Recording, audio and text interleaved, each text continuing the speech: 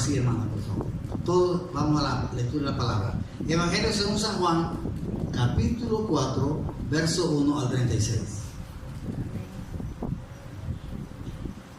Jesús y la mujer samaritana.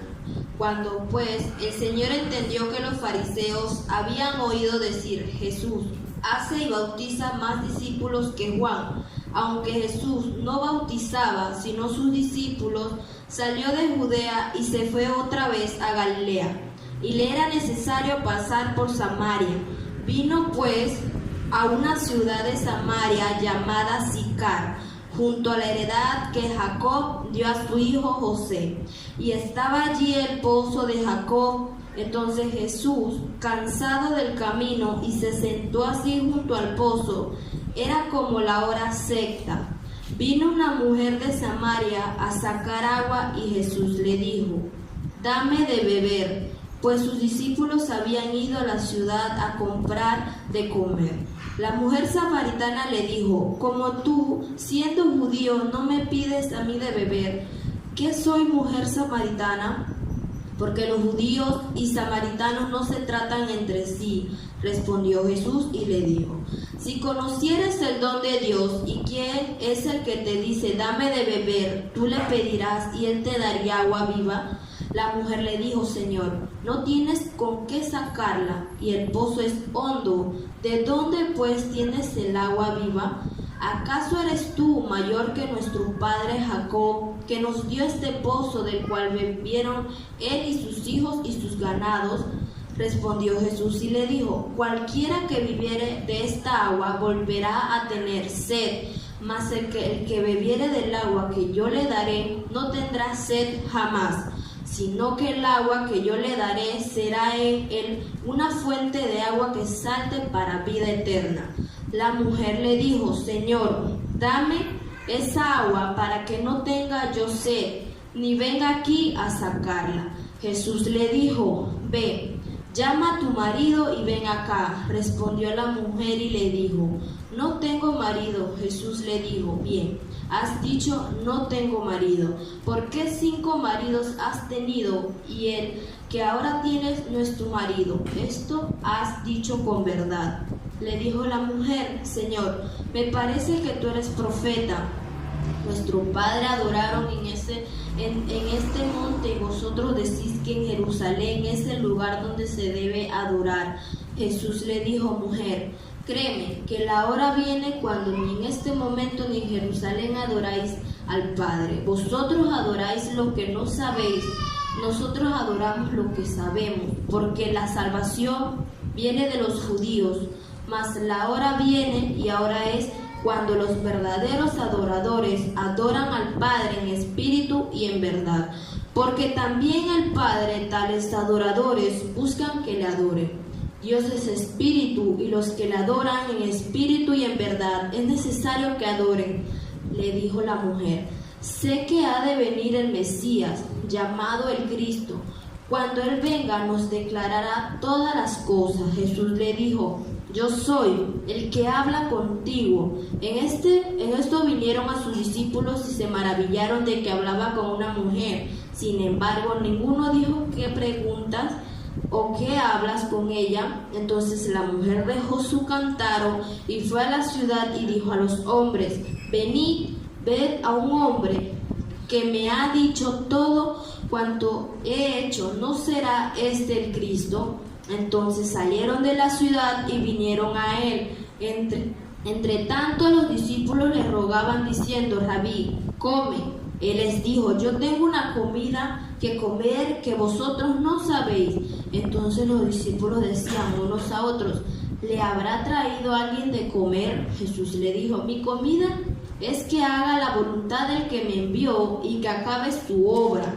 ¿No decís vosotros: aún falta 4 meses para que llegue la siega?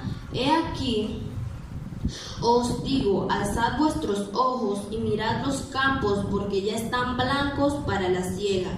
Y el que siega recibe salario y recoge fruto para vida eterna, para que el que siembra goce juntamente con el que la siega. Amén.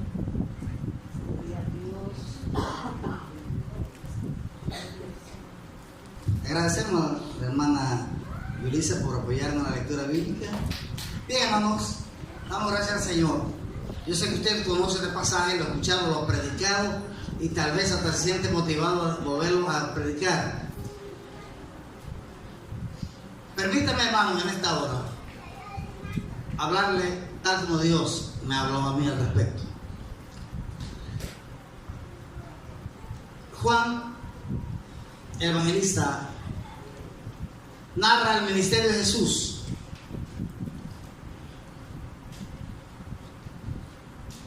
desde la perspectiva del área rural, de los acontecimientos que se dieron en lugares fuera de la ciudad de Jerusalén.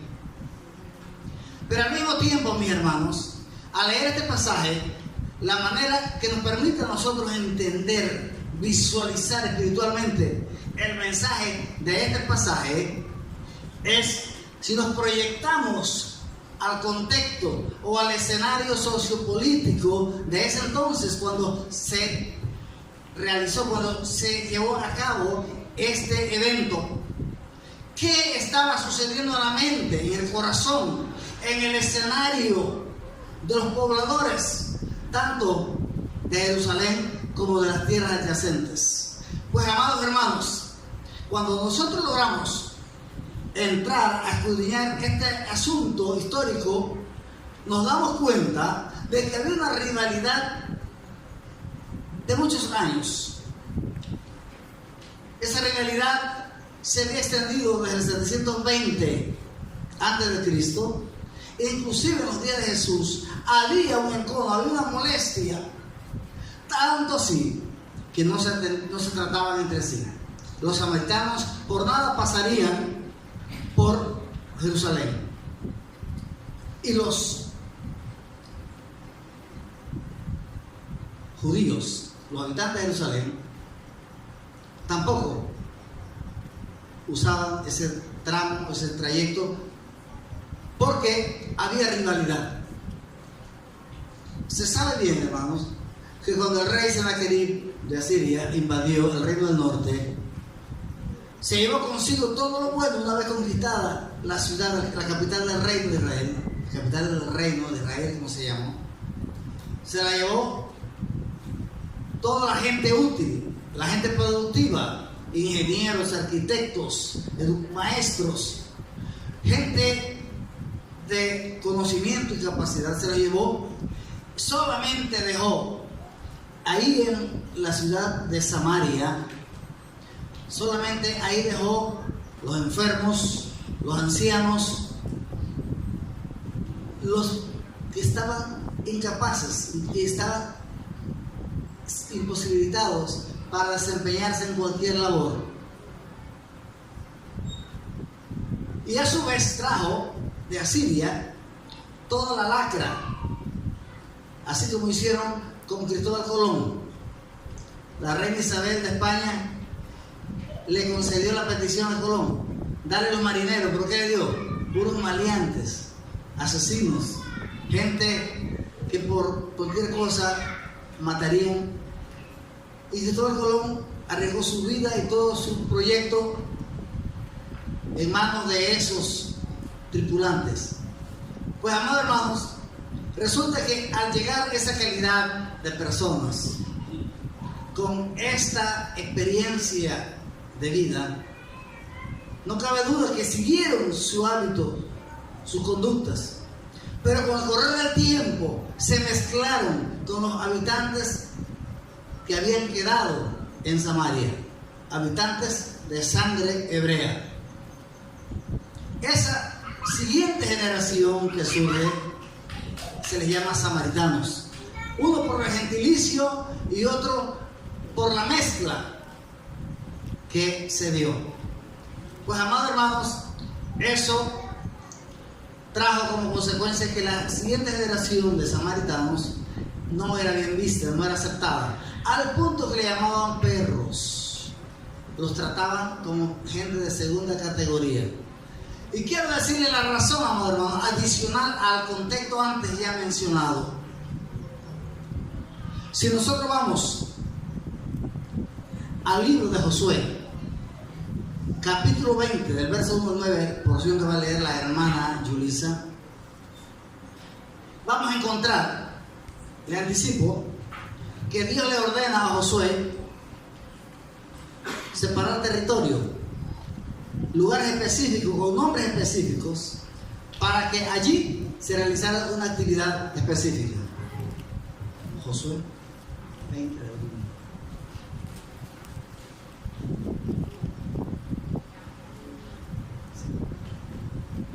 Josué señala ciudades de refugio. Habló Jehová a Josué diciendo: habla a los hijos de Israel y diles: señalaos las ciudades de refugio, de las cuales yo os hablé por medio de Moisés, para que se acoja allí el homicida que mataré a alguno por accidente y no sabiendas, ellos se servirán de refugio contra el vengador de la sangre. Y el que se acogiere a alguna de aquellas ciudades se presentará a la puerta de la ciudad y expondrá sus razones en oídos de los ancianos de aquella ciudad, y ellos le recibirán consigo dentro de la ciudad y le darán lugar para que habite con ellos. Si el vengador de la sangre le siguiere, no entregarán en su mano al homicida, por cuanto hirió a su prójimo por accidente y no tuvo con él ninguna enemistad antes, y quedará con ella ciudad hasta que comparezca en juicio delante de la congregación y hasta la muerte del que fuere sumo sacerdote en aquel tiempo. Entonces el homicida podrá volver a su ciudad y a casa y a la ciudad de donde huyó. Entonces señalaron a Cedes en Galilea, en el monte de Neftalí, Siquén en el monte de Efraín, y Kiriat Arba, que es Hebrón, en el monte de Judá.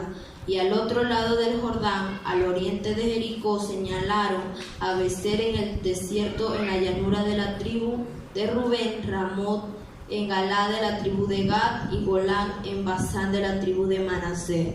Estas fueron las ciudades señaladas para todos los hijos de Israel y para el extranjero que morase entre ellos, para que se acogiese a ellas cualquiera que hiriere a alguno por accidente, a fin de que no muriese por mano del vengador de la sangre hasta que compareciese delante de la congregación. Gracias, hermana.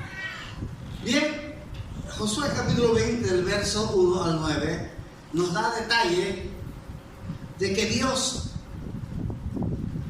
de una manera anticipada a los hechos, anticipó y preparó esas alternativas, porque podía darse de que alguien, y cuando dice alguien, no, aquí dice alguno, no especifica nacionalidad, raza o cultura, accidentalmente ocurrió un accidente donde hay dos personas juntas, y habla el caso de alguien que esté trabajando con el hacha y el hacha se zafa del mango y le pega al compañero, posiblemente en la cabeza, y da muerte o le corta el cuello. No cabe duda que quienes han perdido un familiar no van a aceptarlo como accidente. Probablemente van a considerar que fue homicidio y van a buscar la manera de vengarse. Y como había, entre comillas, el criterio de que la venganza es prohibida y que matar era prohibido, entonces le pagaban a un vengador, que en otras palabras a un sicario, un matón al sueldo, en otras palabras, le pagan esa cantidad, como está pasando hoy en día. Usted escuche que a una persona la rellenaron de plomo, que la mataron, inclusive en presencia de los hijos. Eso no es trabajo así tan sencillo, son personas profesionales que viven de eso. Pero amados hermanos, Dios lo creó con la finalidad de darle protección a aquel que ante la realidad de los hechos era inocente. En otras palabras, Dios ha tenido especial cuidado y atención de la vida humana. Para Dios la vida humana está por encima de todas las cosas de esta tierra. Y Él buscó la manera de preservar la vida Ahora bien, este individuo, una vez que sabía que lo estaban buscando para matarlo, él tenía ya un lugar a donde acudir en caso de esa presión, correr y ocultarse. Una vez que él llegaba a la ciudad de refugio asignada con esa finalidad, fueron 13 ciudades, luego nos habla de 6 ciudades. Y estaban en lugares específicos, a lugares equidistantes de donde estaba el tabernáculo o donde estaba la casa de Dios, donde se congregaba el pueblo. Ellos podían correr más o menos a distancia de un día de camino, y si llegaba a salvo, una vez que entraba a la puerta de la ciudad, nadie lo podía tocar. Él le comentaba a los ancianos, a los jueces de la ciudad, el caso, y una vez de ahí ellos lo aceptaban, y si el asesino quería buscarlo para matarlo, no lo permitían porque estaba bajo protección. Otra de las características de la ciudad es que las puertas de la ciudad siempre estaban abiertas.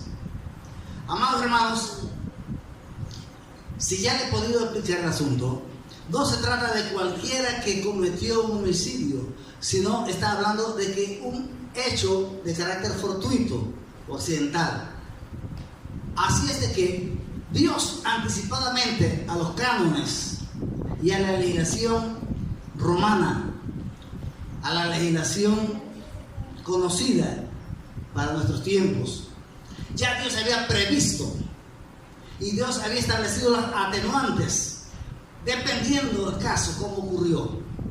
Aquí tengo conmigo un estudiante de Derecho, así que ella me va a estar escuchando, claro. Pues amado hermano, Dios es Dios, Él lo sabe todo, y Él anticipó los hechos para que aquel que inocentemente era acusado y perseguido tuviera un lugar donde refugiarse. Pues le hablo, hermanos, cada una de estas ciudades estaba en lugares específicos y siempre fue sobre montes, como lo leyó el pasaje que usted le escuchó. Y si le quiere y le interesa cerciorarse, por favor, anote la cita de Josué capítulo 20, del verso 1 al 9. Ahora bien, ya le dije la razón de esas ciudades. Y la ciudad en mención del pasaje de Lucas, de Juan, capítulo 4, verso 1 al 36, que se llama Samaria. En el tiempo cuando se constituyó como ciudad de refugio, se llamó Siquem. Posteriormente, los judíos le llamaron Sichar. Sichar quiere decir perdición, pecado. En otras palabras, se calificaba, se etiquetaba a todos aquellos habitantes de esa ciudad como malos, asesinos, violentos. Hermanos, sí es cierto, hoy en día nosotros llamamos zona roja, por lo menos aquí en Panamá, su lugar donde hay peligro, donde se dan balaceras y demás.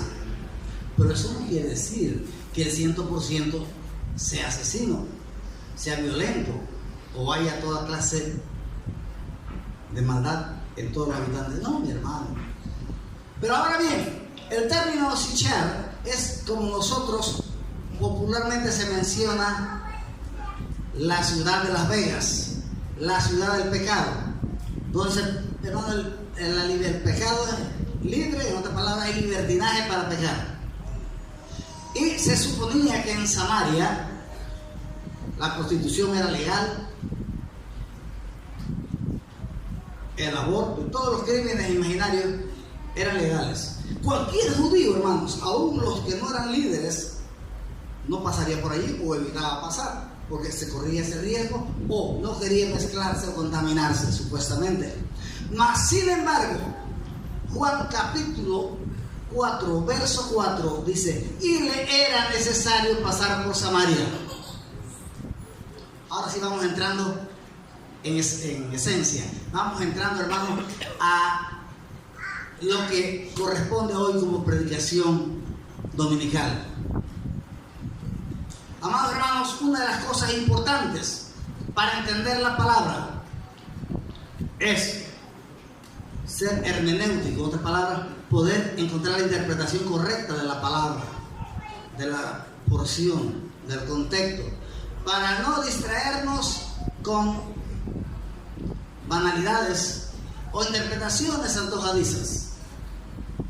Entonces, mis hermanos, para hoy Dios nos quiere dejar claro, y yo le invito, de acuerdo al título de este mensaje, es identificados con la prioridad divina. Amén. Identificados con la prioridad divina. En otras palabras, no solamente conocerla, no solamente entenderla, sino yo ser parte de eso, identificarme. Yo voy a decir, por eso yo soy un seguidor de Cristo. Por eso yo creo en el amor de Dios.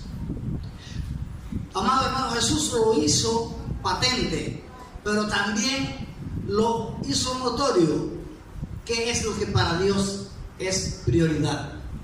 Amados hermanos, y aquí la palabra del Señor nos dice claramente, Lucas capítulo 19 verso 10, Jesús dice a los oyentes que estaban reunidos en la casa de Zaqueo, porque el Hijo del Hombre vino a buscar y a salvar lo que se había perdido.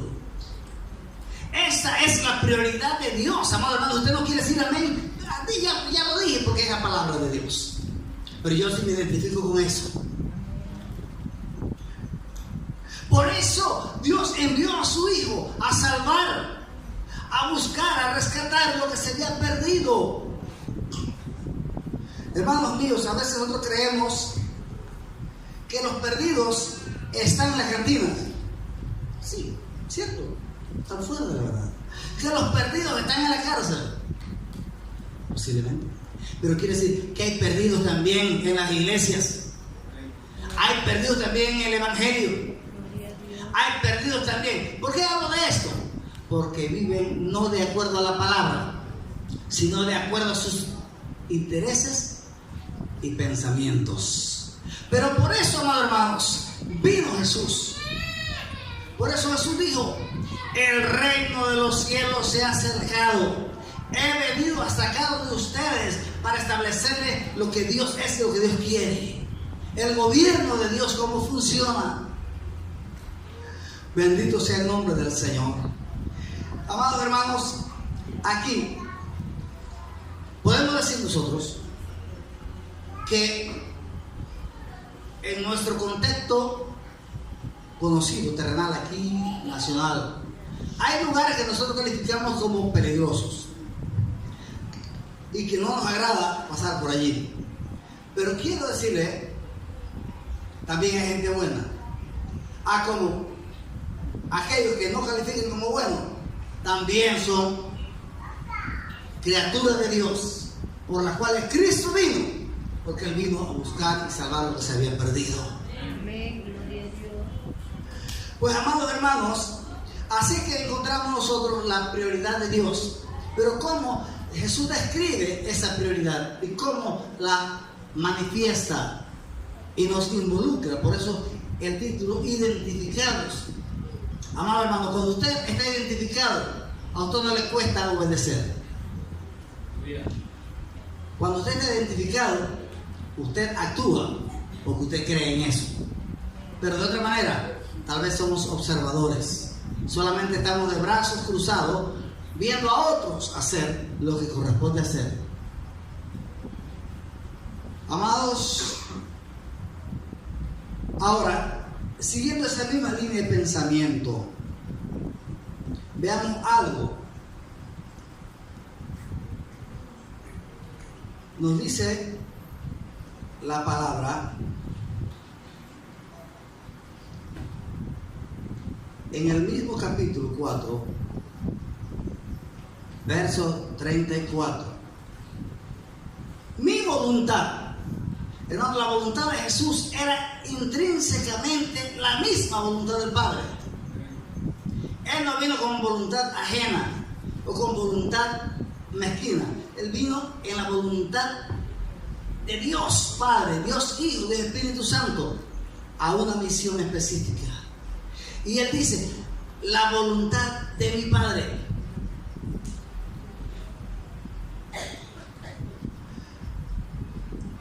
Quiere decir que para Jesús Lo más importante era hacer lo que a Dios le agrada, lo que al Padre le interesa. Y por eso estoy extendiendo el puente en esta hora, bíblicamente, para que usted se ubique y también comience a transitar en la voluntad del Padre.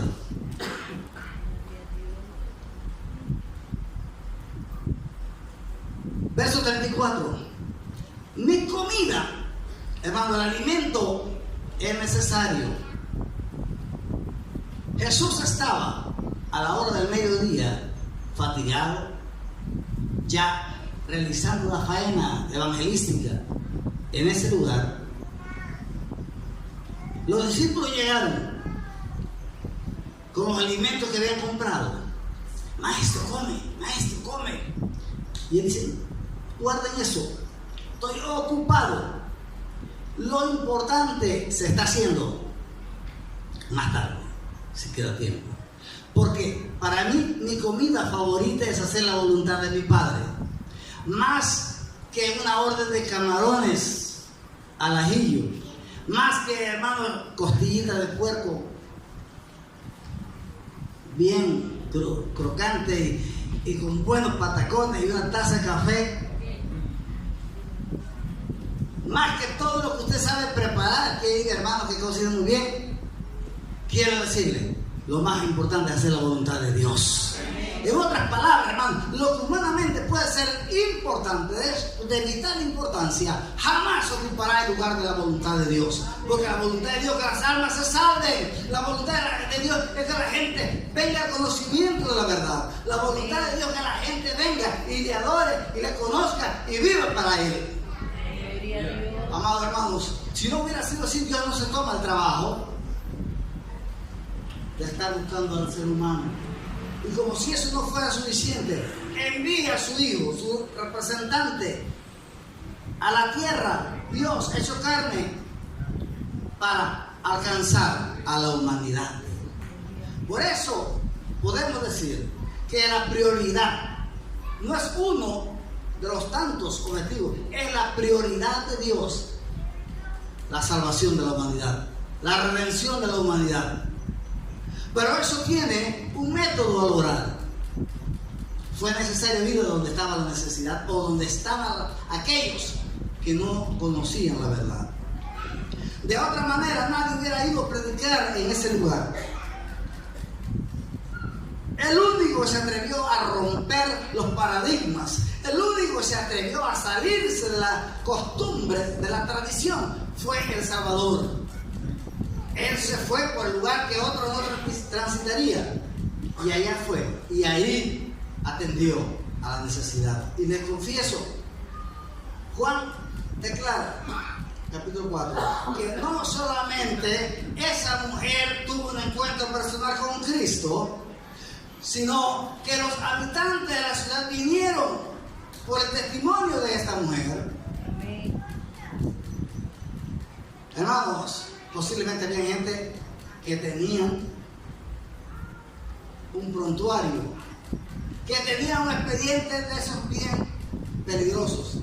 Alguien perseguido por la PTJ. Pero vino una vez que escuchó a Jesús, también fue liberado, también fue salvo y fue redimido y llegó al conocimiento de la verdad para la gloria del Padre. Pero eso solamente fue posible porque llegó a donde estaban la gente con necesidad. En otras palabras, es la responsabilidad del que está en luz iluminar a los que viven en oscuridad. Jesús fue y no solamente les habló a todos los que vinieron al pozo de Sicar, sino que Jesús se quedó 2 días con ellos. Jesús se quedó más tiempo. Amados hermanos, eso es lo que realmente nos está demostrando cuánto para Dios representa la vida humana. Y hay seres humanos que están sin Dios y sin esperanza. Y nosotros, me voy con Él, no sé para dónde o con quién. Si no hacemos la voluntad del Padre, hermano, no se viste porque no va. Gloria al Señor. Ahora, continuando con el estudio,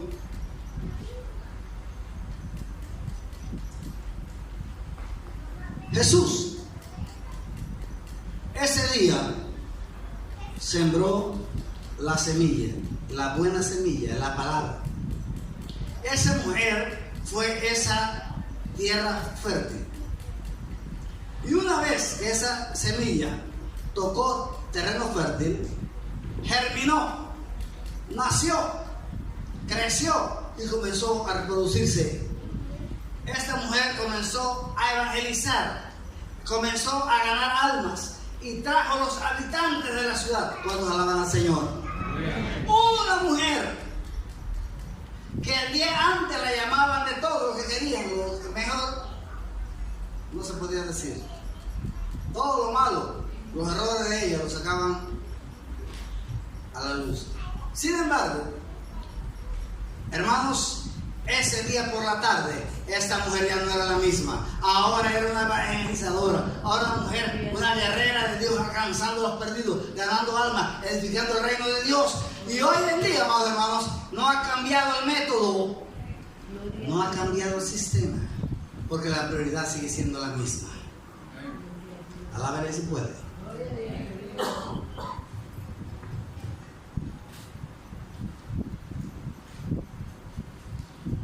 Una mujer, como puede ser un hombre, como puede ser un adulto, como puede ser un joven, universitario, estudiante de bachillerato, un vecino, un trabajador, en su contexto, en su ambiente laboral, tiene gente a quien hablarle. Hermanos, ¿cómo es posible que el cristiano se sienta a escuchar esos chistes de doble sentido y hasta compartir esas conversaciones infructuosas, teniendo él la verdad para transmitir y para compartir?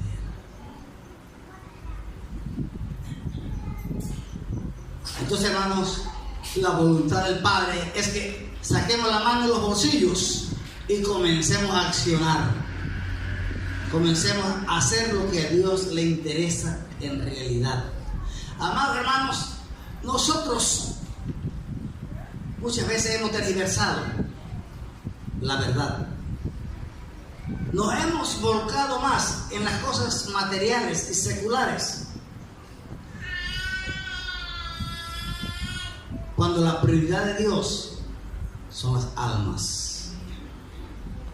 Es cierto, necesitamos un templo, necesitamos comodidad, necesitamos estar bien. ¿Y qué de los que están vacías, que usted simplemente las vio y dijo, me voy a otro lado a saludar a los otros porque aquí no hay gente? ¿Sabe quién tiene la culpa de eso? La iglesia del Señor. Usted no puede esperar que el inconverso traiga gente a los pies de Cristo. Eso ya sería algo totalmente extraordinario. Es aquel que ha conocido la verdad.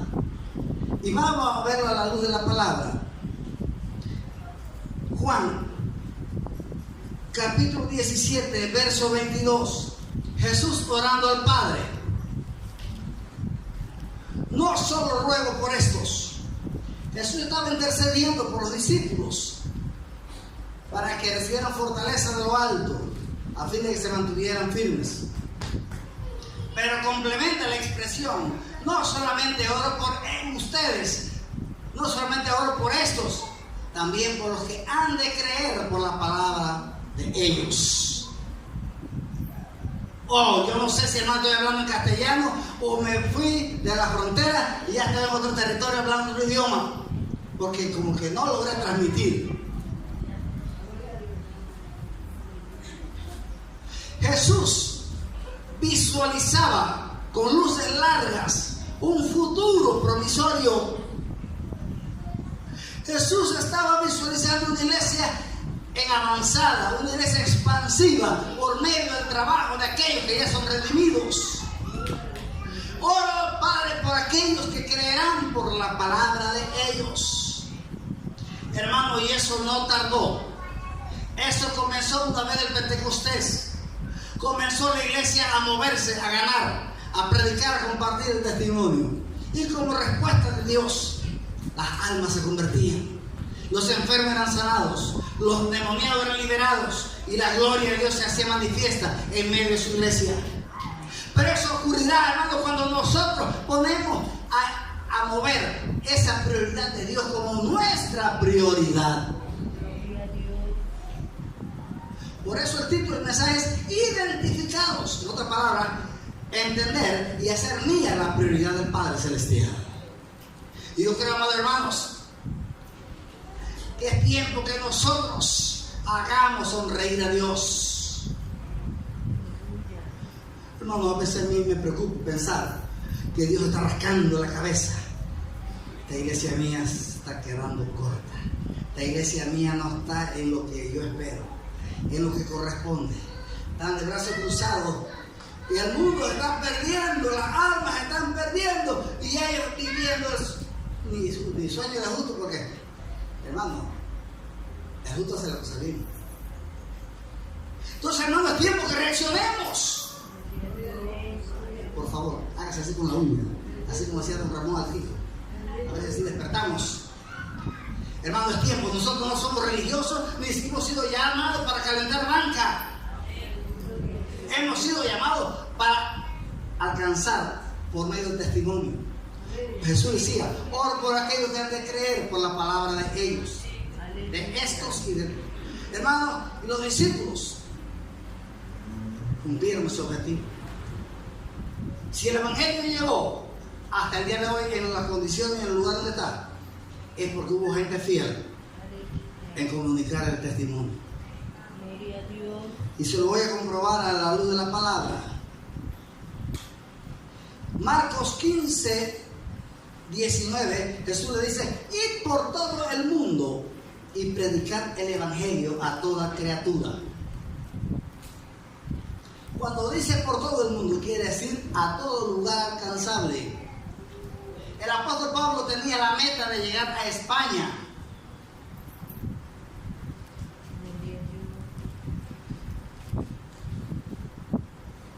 Pero quiero decirle que en el transcurso del primer siglo no solamente llegó a España, llegó a África, en Etiopía, en Nigeria. Hay iglesias más fuertes que las que hay en Centroamérica. Iglesias poderosas. Iglesias en donde se mueve la mano de Dios en estos últimos tiempos, hermano, de manera extraordinaria. ¿Sabe qué?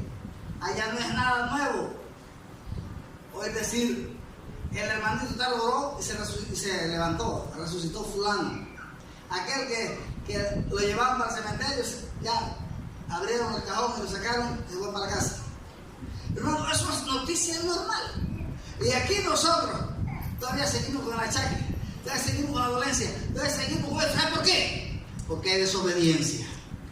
Porque la iglesia no está haciendo. Hermano, si nosotros somos obedientes, Dios hará algo de más. Por eso dijo Jesús: y estas señales seguirán a los que creen.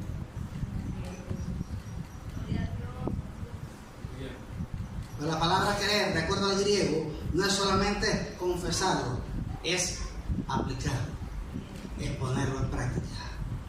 Lo que Dios dice es ponerlo en práctica. Bendito sea el nombre del Señor. Ahora, amados hermanos, Mateo capítulo 28. También encontramos nosotros que nos dice: id y hacer discípulos. 28 y 19. Id y hacer discípulos a todas las naciones. En el griego está el vocablo panta-ta-etne, que quiere decir a todas las etnias, a todas las culturas. Hermano, hay muchos que le encantaría ser misioneros. Antes la gente pedía ir a Venezuela. Hoy en día no quiere. La gente pedía ir a Costa Rica. Ya no. Yo quiero ser misionero en Estados Unidos, quiero ser misionero en lugares como Canadá. Porque se piensa en lo material. Pero pedir que sea misionero en Afganistán, Pakistán y esos lugares, la India, donde están quemando iglesias y asesinando cristianos. Vaya señora, ya no está mi llamado. Pues hermano, quiero decirte, cuando habla de toda etnia, quiere decir, donde quiera que haya un ser humano, está la tarea de ir allí a llevar el mensaje. Pero nosotros, amados hermanos, no tenemos tiempo. Y no es que le estoy diciendo que usted tiene la tarea ahorita mismo de alistar maleta para salir rumbo a Asia, o a Europa, o a cualquier otro lugar inhóspito. No.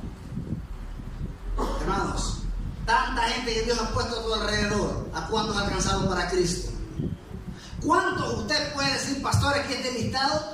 Fulana, fulano, fulano y el otro también. Yo les testifiqué, aceptaron a Cristo y ya. Los estoy discipulando. Hermano, y el siguiente domingo, pastor, aquí presento mi primera célula. Aquí presento los primeros que alcancé para Cristo.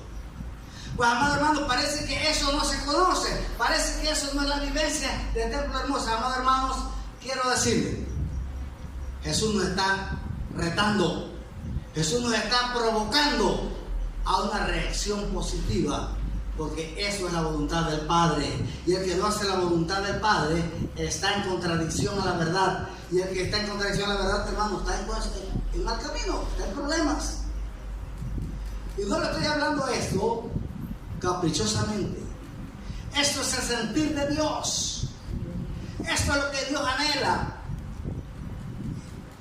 Puede que de repente una persona haya sido un mal vecino, una persona tenga un voluntario policial y sea calificado de manera negativa, porque aunque legalmente se declaró ya sin culpa o ha pagado su culpa con la sociedad, quienes conocen a la persona, ¿saben cómo lo recuerdan? Con fulano de tal y con el apellido de lo que hizo. Si era carterista, por ahí lo mencionan. Si era problemático, así también. Y dependiendo, hermanos, cuando Dios tiene otra forma de calificar a aquellos que ahora han conocido y han puesto su vida en las manos de Dios. Entonces, amados hermanos, esta ciudad de refugio, llamada Siquem en el libro de Josué, y posteriormente llamada Samaria, ese territorio donde está el pozo de Jacob, en ese territorio asignado a la tribu de Benjamín, que se llamó Siquem, posteriormente Samaria. Se tenía una imagen negativa y un calificativo no bueno. Pero déjeme decirle, cambió una vez que Cristo pasó por allí.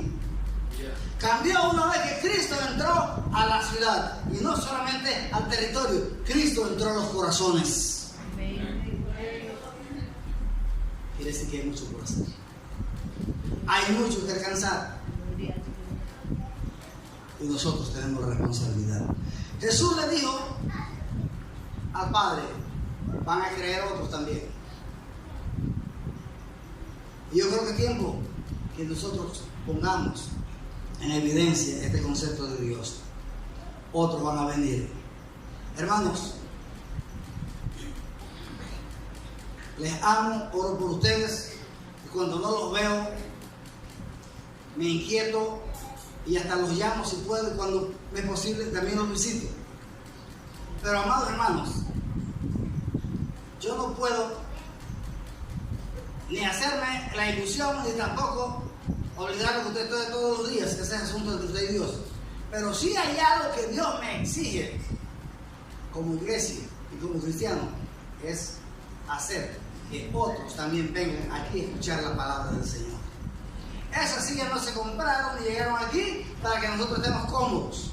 Al contrario, le voy a poner de esos chinche que se le ponen al mural, esa tachuela, tal vez para que usted diga, no, esto me está pinchando, yo mejor me levanto de aquí. Hermanos, porque Dios nos está retando, Dios nos está llamando, Dios nos está exigiendo más de lo que nosotros nos hemos imaginado. Pero ¿qué nos dice la palabra del Señor en el Evangelio, en el libro de Mateo, libro de Hechos, corrijo, Hechos capítulo 2, capítulo 5:42. Hechos 5:42. Y ustedes dirán, ¿y por qué hay una cita que debiera estar atrás, va adelante? Vamos a ver la idea del mensaje. Hechos capítulo 5, verso 42 dice, y no cesaban de predicar y enseñar en el templo y en las casas.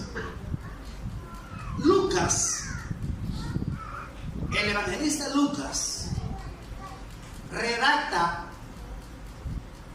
así tan claro y taxativamente diciendo, y no cesaban, otra palabra, no paraban de predicar y de enseñar en el templo y en las casas.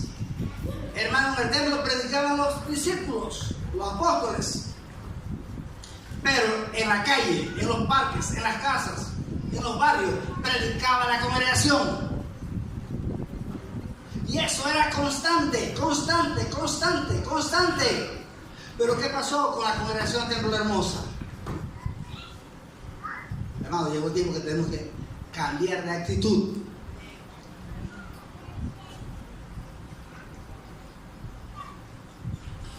Es tiempo de ir a la obediencia, porque esta es la voluntad del Padre. Y aquellos discípulos, aquella iglesia incipiente, no cesaba de predicar y enseñar. Ahora, ¿qué nos dice la palabra en el libro de Hechos, capítulo 2?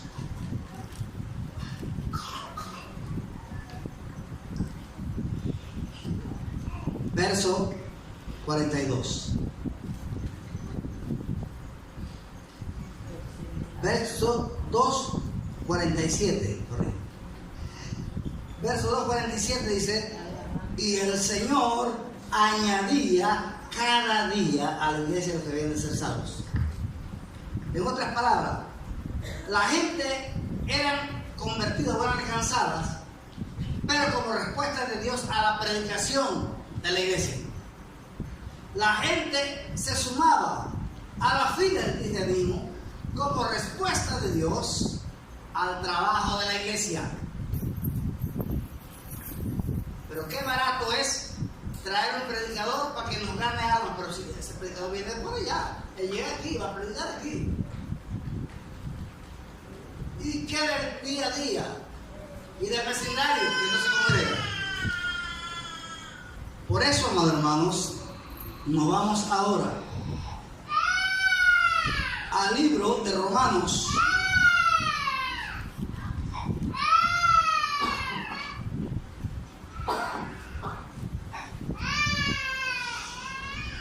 Por eso nos vamos al libro de Romanos, capítulo 10.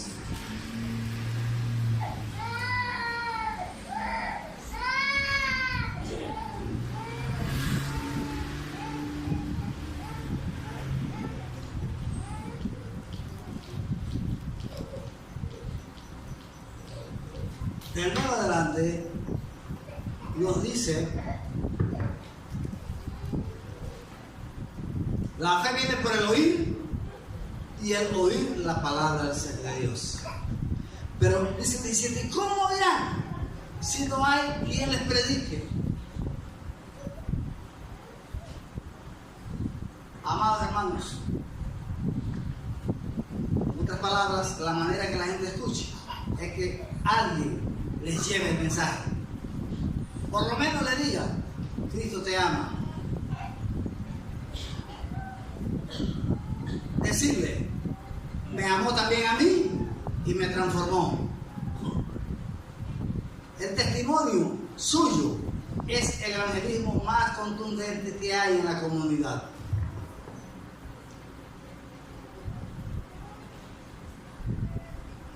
No son muchas palabras las que se requieren para alcanzar un alma. Simplemente decir lo que he hecho en su vida. 3 palabras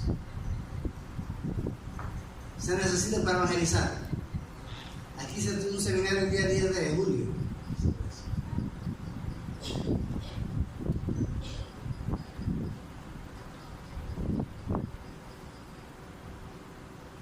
Antes yo era, o yo vivía, o hacía esto y esto, 3 cosas. Mas alguien se acercó a mí y compartió su experiencia. Ese día yo creí y recibí a Cristo como mi Salvador. ¿Sabe qué? Ahora todo eso que antes era, ahora ya no lo soy, porque Cristo me transformó. Amados hermanos, ese testimonio va respaldado por su estilo de vida.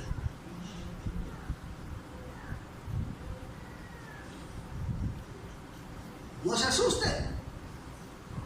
No se asuste. Al contrario, nos reta a respaldar lo que decimos. Y yo creo que Dios nos está provocando en el día de hoy. Dios nos está haciendo entrar en razón de lo que realmente a Él le interesa de nosotros.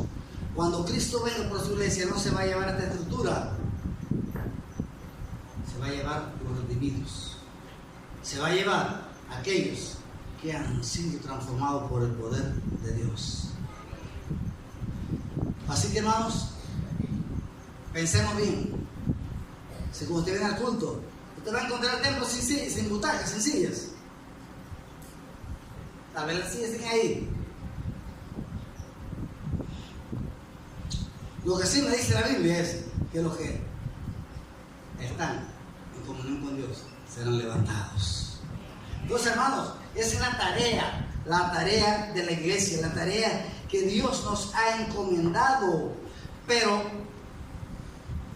no podemos seguir nosotros esperando que lo haga otro. Esta iglesia ha recibido todos los seminarios habidos y por haber, hermanos. Capacitaciones, diferentes métodos y estrategias. Aquí se debía manejar un cubo evangelístico que llamaban. Usaban todas las maneras sencillas. Pues, hermanos, no es cuánto sabemos, sino cuánto aplicamos, cuánto ejercitamos para la gloria del Señor. Hebreos capítulo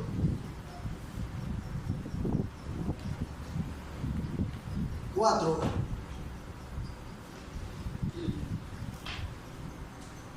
nos habla del sacerdocio según el orden de Melquisedec. En otras palabras, el sacerdote, siguiendo la línea de Cristo, de carácter espiritual, de origen celestial, es el que Dios ha depositado en cada uno de nosotros. Un sacerdocio perfecto, pero un sacerdocio eterno.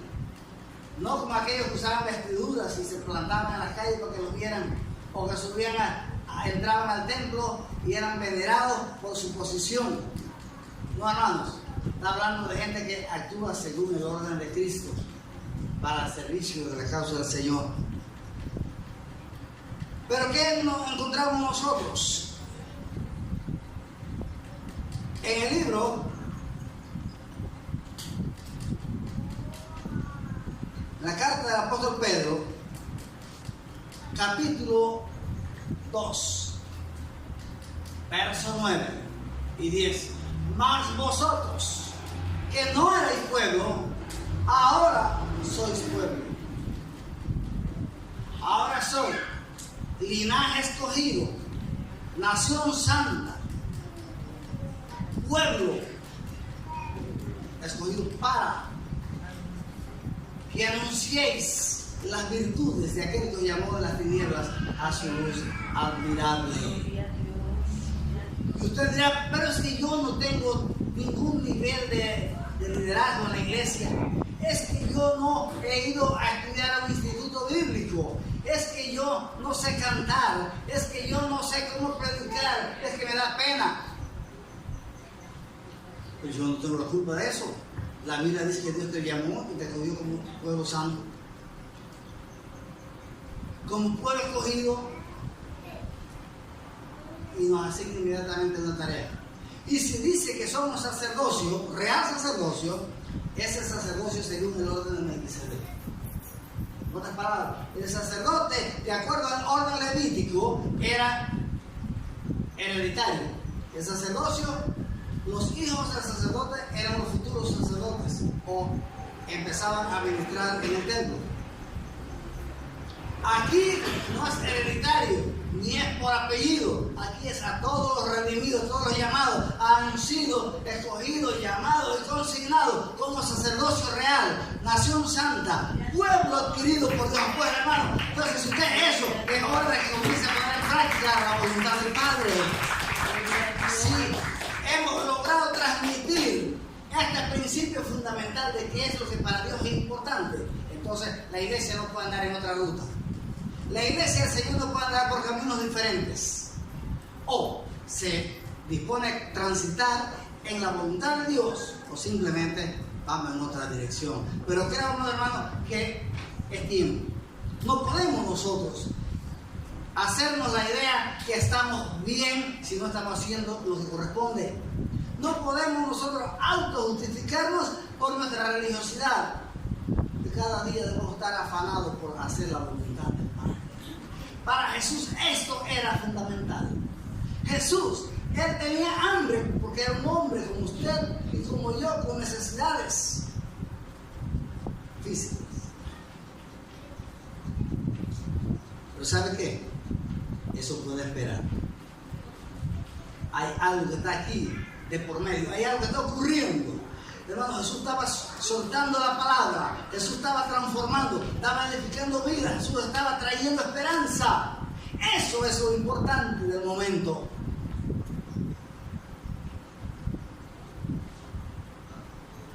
Así que, amados hermanos, le escuché este lema a un pastor amigo mío y él decía: venimos al templo para adorar, pero salimos para servir. Lo repito, venimos al templo para adorar, y en la adoración tú te acercas a Dios y eres ministrado por el Señor. Pero al mismo tiempo, ahí Dios te está capacitando para hacer lo que corresponde.